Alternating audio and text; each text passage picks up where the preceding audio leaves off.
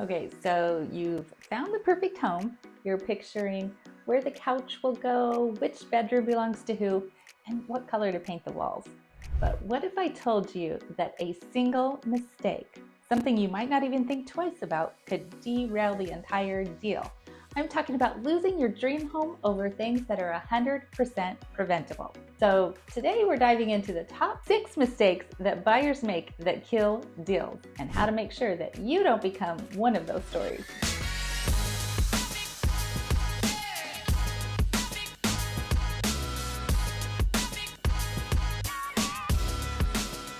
My name is Christina and I am with the Horton team at Realty One Group Mountain Desert. And this channel is all about living in Lake Havasu City and how to make your dream of owning a home here a reality. So whether you plan to move in 9 months or 9 days, doesn't matter, reach out.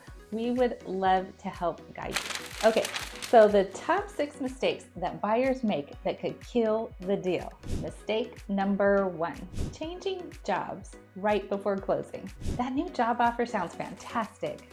Better pay, new opportunities, and an exciting future. But if you're in the middle of buying a home, it could spell disaster. So why is this a problem? Lenders want stability. They are looking at your job history to determine if you are a safe bet. So a sudden career change, even if it's a promotion, can send red flags.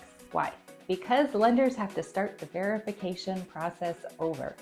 It's like rewinding your progress and hitting pause on your dream home. Okay, confession, I actually did this. It was before I was in real estate. We made an offer on a house and our offer was accepted. And then my husband was offered a job with another physical therapy place. And it was a position that he was very interested in. So he took it. It was a week before closing. Yikes.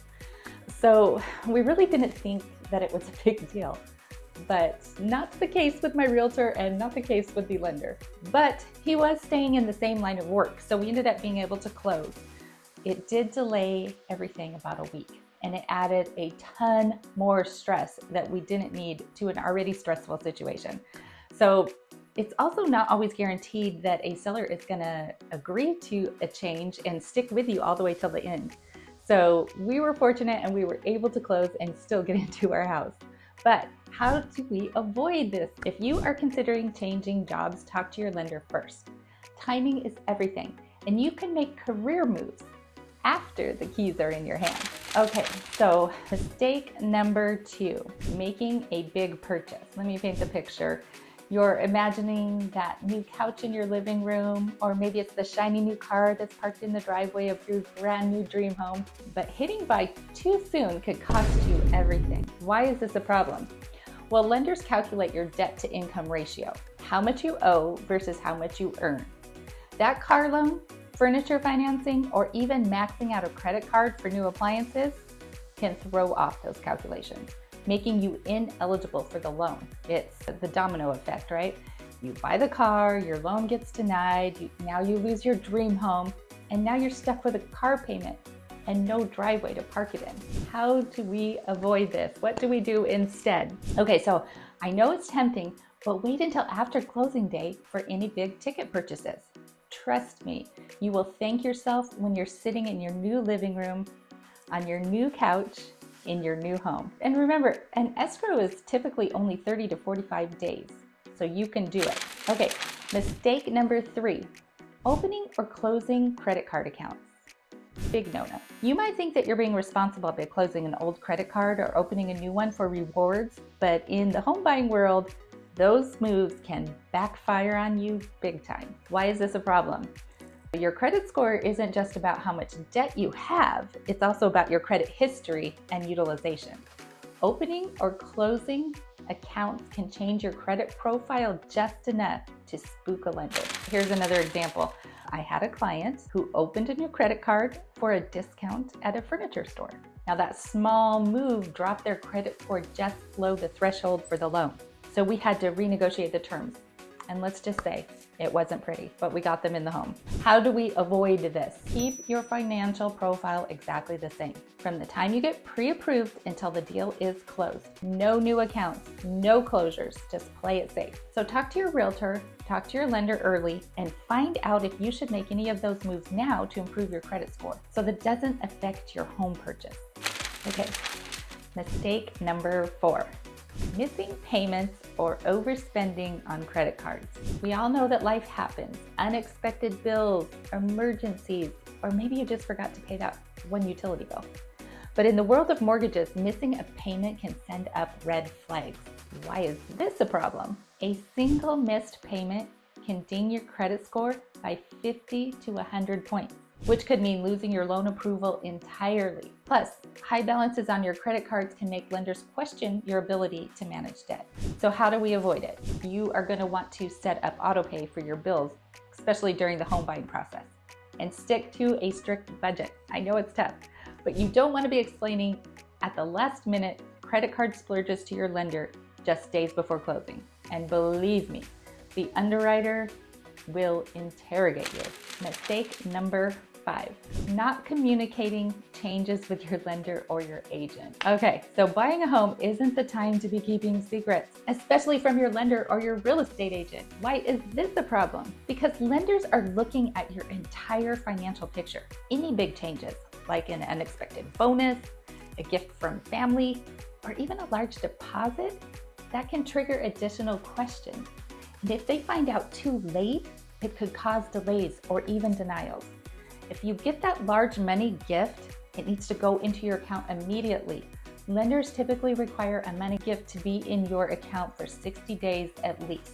Otherwise, you will have to go through a lot more hoops to prove that it was truly a gift. Okay, real life story. I once worked with a very savvy buyer, very experienced, good businessman who was ready to purchase his second home in Lake Havasu. It was during a very competitive market. The property had multiple offers, but we had crafted the winning bid, securing it as a cash offer with a 30-day escrow because that's what the seller needed. Everything seemed perfect until midway through the process, my buyer decided to switch from paying cash to financing with a loan. But here's the catch. He didn't inform me or the seller until after the decision was already made. So understand that not disclosing a change from the original terms the seller agreed to, that is cause for the seller to be able to cancel the deal. And the buyer would not have been able to keep his earnest money if the seller decided he wasn't going to continue. So while the seller ultimately ended up agreeing to the change, the situation caused unnecessary tension. And with multiple backup offers on the table, the seller could have easily just canceled the deal, knowing that he could accept another offer. So my buyer was in a sticky situation. Thankfully, we resolved the issue, we stayed on track, and we closed almost on time. We were like a day late. But this could have been a disaster. So how to avoid it? Keep your lender in the loop. Keep your agent in the loop with everything.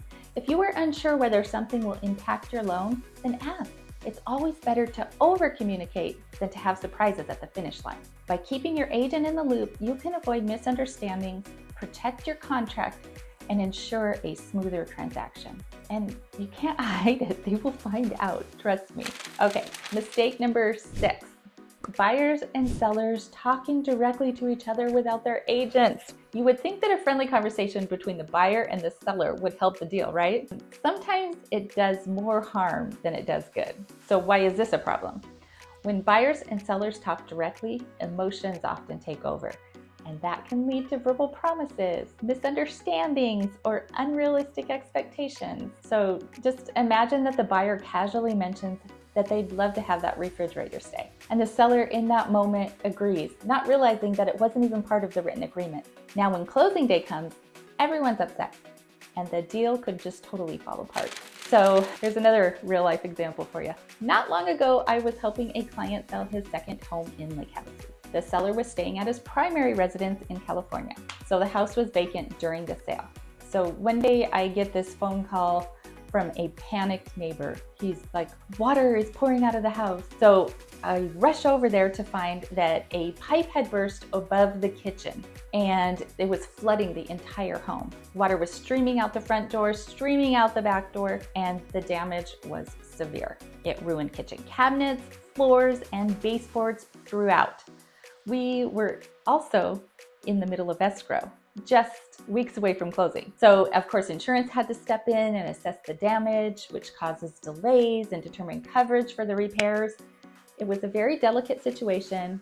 And as the seller's agent, I was already coordinating the process to keep everything on track. And then came the unexpected complication. The buyer decided to stop by the house when the seller happened to be there. And without their agents present, they struck up a conversation. The seller, it was in a misguided attempt to be helpful, had made promises to the buyer, who in turn started making unrealistic requests. And before I knew it, they were driving out of town together to pick out brand new cabinets for the house, even though the insurance adjuster hadn't finished their evaluation. So of course, none of this was necessary or even feasible. The insurance coverage had limits and specific guidelines, and the buyers and the sellers' plans all fell apart. So what would have been a straightforward process turned into a frustrating mess for everyone involved. This is exactly why it's so important for buyers and sellers to involve their agents in every step of the transaction. As realtors, we are here to guide and protect our clients to ensure that clear communication and realistic expectations. Skipping that step can only lead to misunderstanding, delays, and unnecessary stress. So how do we avoid it? Okay, you're gonna let your agent handle all the communication between the parties. That's what we're here for, to ensure that everything is documented properly and that it's legally binding. A friendly chat might seem harmless, but it can create confusion and even legal disputes if things go sideways. So remember, a real estate transaction is a business deal and it needs to stay professional. The last thing that you want is to jeopardize your dream home or your sale because of a simple misunderstanding. Could totally have been avoided. So there you have it, the top 6 mistakes that can derail your home purchase. But the good news, each of these is completely avoidable. All it takes is a little planning, patience, and teamwork with your lender and your agent. Remember, buying a home is a journey. There are bound to be bumps along the way, but avoiding these mistakes can make the process so much smoother. And when you finally get those keys, it will all be worth it. Okay, so if you have questions about buying a home here in Lake Havasu, or maybe you're ready to start your journey and you want to make sure that you're avoiding all of these pitfalls, drop a comment below or give me a call. I am here to help you every step of the way. And hey, don't forget to hit like and subscribe for more tips on making your Lake Havasu dream a reality. See you next time.